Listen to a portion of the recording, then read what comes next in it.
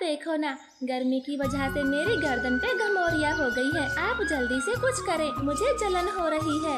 मेरी बच्ची, मैं क्या करूं? मेरे पास तो फूटी कौड़ी तक नहीं जिससे मैं तेरे लिए कुछ ला पाऊं।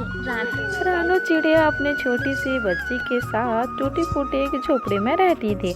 कोई काम धंधा न मिलने के कारण वो बेहद गरीब हो चुकी थी। गुड़िया बेटी, हम नदी के पास छाया में बैठेंगे। वहाँ की ठंडी ठंडी हवा से आपके घमौरियों में जलन नहीं होगी। फिर वो दोनों माँ बेटी चिलचिलाती धूप में नदी के पास चली जाती हैं। वहाँ तेज हवा चल रही थी मगर वो किसी गर्म भाप से कम नहीं थी। हाँ, ये हवा कितनी गर्म है। मैं यहाँ नहीं बैठूंगी, इससे तो जलन और भी बढ़ रही है। गुड़िया बेटी, मैं अब आपको कहाँ लेकर जाऊँ? ये गर्मी बढ़ रही है और हम गरीबों को ऐसे ही गुजारनी पड़ती है। मम्मा चिड़िया ने ऐसे बोला ही था, तभी गर्म से हपती हुई एक बूढ़ी पक्षी आती है। पानी बेटी, थोड़ा पानी मिलेगा, मेरा गला सूख रहा है। हाँ हाँ बूढ़ी माँ जी, मैं अभी नदी से पानी लाती हूँ और आपको पिलाती हूँ। आप यहाँ छाया में फिर बैठिए। रानू चिड़िया नदी से पानी लेकर उस बूढ़ी पक्षी को पानी पिला देती है मगर बूढ़ी पक्षी को पानी गर्म लगती है। बेटी, ये पानी तो गर्म है, इससे मेरी प्यास नहीं बुझेगी। अगर ठंडा पानी मिल जाता तो बड़ी कृपा होगी। जी बूढ़ी माँ जी, मेरे घर में मटके का ठंडा पानी है, मैं अभी लेकर आती हूँ। आप कहीं न जाना। और गुड़िया बेटी, आप बूढ़ी पक्षी के पास ही रहे। ये ऐसे कहकर रानू चिड़िया धूप में घर जाती है और मटके का ठंडे पानी लेकर जल्दी आती है। वो तो पूरी पसीने में भीग चुकी थी लेकिन फिर भी रानू खुशी खुशी उस बूढ़ी पक्षी को पानी पिलाती है। जुग जी बेटी, ऊपर वाला तुझे हमेशा खुश रखे। अब मैं चलती हूँ। ऐसे आशीर्वाद देती हुई वो बूढ़ी पक्षी वहाँ से चली जाती है। मम्मा चिड़िया तो अनजान पक्षी की मदद करके बहुत खुश थी और माँ बेटी दोनों घर आते हैं लेकिन अपने झोपड़ी को गर्मी में टूटा हुआ देखकर रानू की पैरों तले जमीन खिसक गई थी। ये कैसे हुआ? हमारी झोंपड़ी किसने तोड़ी? गुड़िया बेटी, ये सब कैसे हुआ? गरीब भिखारन चिड़िया, तुम्हारी झोपड़ी रास्ते के बीच में थी, इसीलिए हमें तोड़नी पड़ी। लेकिन मैं यहाँ लंबे समय से रहती आ रही हूँ, पहले तो ऐसा कभी नहीं हुआ। हाँ तो जब गौर करेंगे तभी तो सुनवाई होगी। जंगल के नए अधिकारी पक्षी ने मुझे ये ऑर्डर दिया है, रास्ते में जितने भी गरीब झोंपड़े हैं सबको हटा दो। लेकिन थोड़ी तो दिया करते। हम इतनी धूप में बिना छत के कैसे रहेंगे? हमारे पास कुछ भी नहीं है, बस ये झोपड़ी ही थी जिसे भी आज आपने तोड़ दिया। अब रोने से कुछ नहीं होगा, अपना ठिकाना कहीं और देखो। मैंने तो बस अपना काम किया है।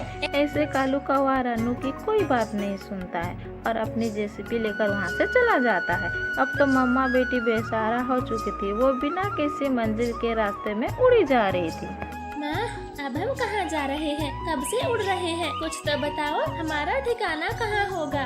गुड़िया बेटी, हमें कोई ना कोई आसरा मिल ही जाएगा। आप चिंता ना करो, बस हौसला रखते हुए उड़ती रहो। ऐसे दोनों माँ बेटी उड़ते उड़ते काफी दूर निकल आते हैं। उन्हें रहने का कोई ठिकाना नहीं मिलता। वो रात एक पेड़ के नीचे गुजारती हैं। सुबह होते ही चारों तरफ बेटी, मैं आसपास से थोड़ी घास फूस लाती हूँ और उससे यहीं पर एक रहने के लिए झोपड़ी बनाती हूँ। फिर हमें धूप में नहीं रहना पड़ेगा, कम से कम छाया तो बन ही जाएगी। मैं अभी जाती हूँ। ऐसे बोलकर रानू चिड़िया घर बनाने के लिए घास लेने चली जाती है। रानू चिड़िया ने सुबह से कुछ नहीं खाया था, इसकी वजह से वो चक्कर खाकर नीचे गिर जाती है। जब उसे होश आती है तो वही बूढ़ी पक्षी उसके सामने थी। बेटी, तुम यहाँ क्या कर रही हो? ठीक तो हो ना? अरे बूढ़ी माँ जी, आप तो वही हो जिसे मैंने कल पानी पिलाया था। हाँ, मैं वही हूँ, लेकिन तुम यहाँ क्या कर रही हो? बूढ़ी माँ जी, मैं अपना घर बनाने के लिए घास फूस इकट्ठा कर रही हूँ। आपका बहुत बहुत शुक्रिया। मुझे भूखी होने के कारण चक्कर आ गए, आपने मेरी देखभाल की। फिर रानू चिड़िया घर टूटने की पूरी बात बताती है। बूढ़ी पक्षी को तो उस पे बहुत दया आती है। बेटी चिड़िया, तुम साफ और नेक दिल पक्षी हो, इसीलिए मैं जो बताने वाली हूँ ध्यान से सुनना। यहाँ से थोड़ी दूर तुम्हें एक बर्फ का घर दिखाई देगा, वो तुम्हारी एक इच्छा पूरी करेगा। अब जाओ, अपनी एक इच्छा मांग लो।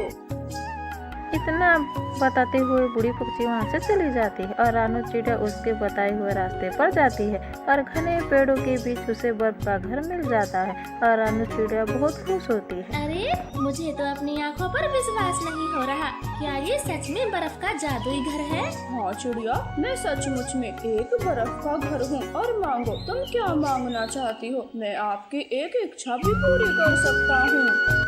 अब रानू चिड़िया चिंता में पड़ जाती है। बर्फ के घर से क्या मांगू? मैं रहने के लिए घर मांग लेती हूँ, लेकिन मेरी गुड़िया को तो गर्मी भी बहुत लगती है। क्या उसके लिए एक एसी भी मांग लूँ? दोनों में से क्या मांगू समझ में नहीं आ रहा है। लेकिन बर्फ तो एक ही इच्छा पूरी करता है। वो उसी चिंता में थी, वो कुछ नहीं बोलती। जादुई घर चिड़िया के मन के बात सुन रहा था। वो चिड़िया, बोल जाता तुम है, ये सोने के सिक्के ले जाओ और अपनी दोनों इच्छा पूरी कर लेना। अपने लिए घर भी ले लेना और अपनी बेटी के लिए एसी भी। जादुई बर्फ घर, आपका बहुत बहुत शुक्रिया। अब मैं अपनी बेटी को अच्छे से पाल पाऊंगी। आपका बहुत बहुत धन्यवाद। मम्मा चिड़िया बहुत खुश थी। वो भागती हुई अपनी बेटी गुड़िया के पास आती है और जादुई बर्फ के बारे में बताती है। माँ, अब हम गरीब नहीं रहेंगे। इन सोने के सिक्कों से हम अमीर बन जाएंगे। उस बर्फ घर का बहुत बहुत शुक्रिया। अब हमारा भी घर होगा, एसी कूलर सब कुछ होगा। फिर मम्मा चिड़िया एक सुंदर सा घर खरीद लेती है और उसमें एसी भी लगवा लेती है। अब उनको गर्मी भी नहीं लगती और काफी सारे सोने का सिक्का भी या बच बेटी, गए थे। मैं सोच रही हूँ इन बाकी सिक्कों से कोई काम शुरू करूँ। माँ, ये तो बहुत अच्छा रहेगा और पैसे भी कमते रहेंगे। फिर रानू चिड़िया अपने घर के सामने ही एक मिठाई का दुकान खोल लेती है और खुशी खुशी अपने जीवन यापन करती है और भूखे पक्षी को फ्री में खाना खिलाती है।